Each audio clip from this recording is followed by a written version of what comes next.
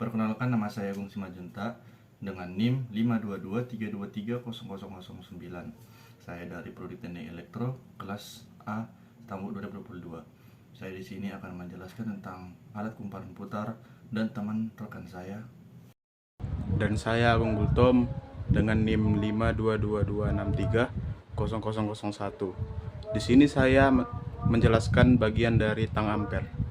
Oke, yang pertama saya akan menjelaskan tentang alat ukur kumparan putar.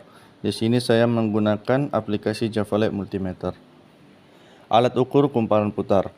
Alat ukur kumparan putar adalah alat pengukur yang bekerja atas dasar adanya suatu kumparan listrik yang ditempatkan pada medan magnet yang berasal dari suatu magnet permanen. Titik arus yang dialirkan melalui kumparan akan menyebabkan kumparan tersebut berputar. Alat ukur kumparan putar adalah alat ukur yang penting yang dipakai untuk bermacam arus, yaitu arus searah, arus bolak-balik.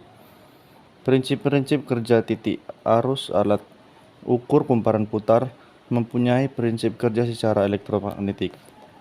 Di sini saya menggunakan aplikasi Java Lab Multimeter.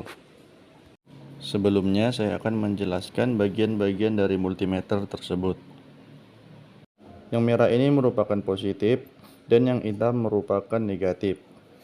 Yang bagian ini merupakan knob selektor dan yang bagian ini adalah display. Oke, yang pertama merupakan AC volt, yang kedua adalah DC ampere, yang ketiga merupakan resistor, dan yang terakhir adalah DC volt. Yang pertama, kita akan mencontohkan cara menghitung tegangan pada saklar.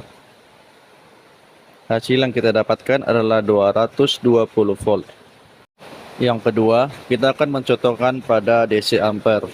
Di sini kita membuat yang negatif di resistor dan yang positif di kutub positif pada baterai.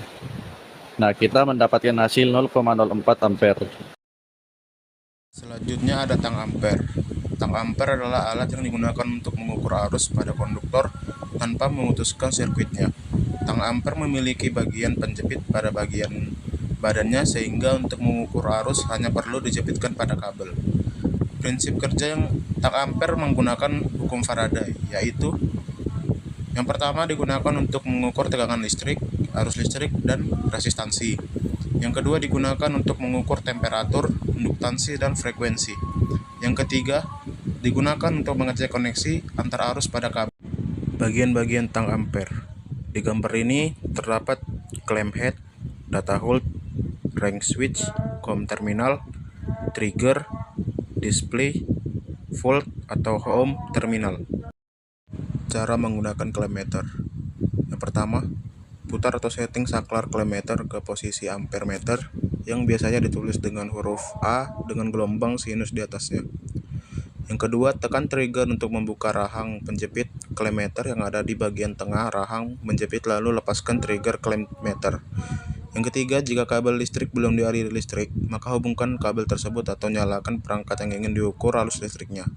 Yang keempat, baca nilai ampere yang ada di layar clamp meter.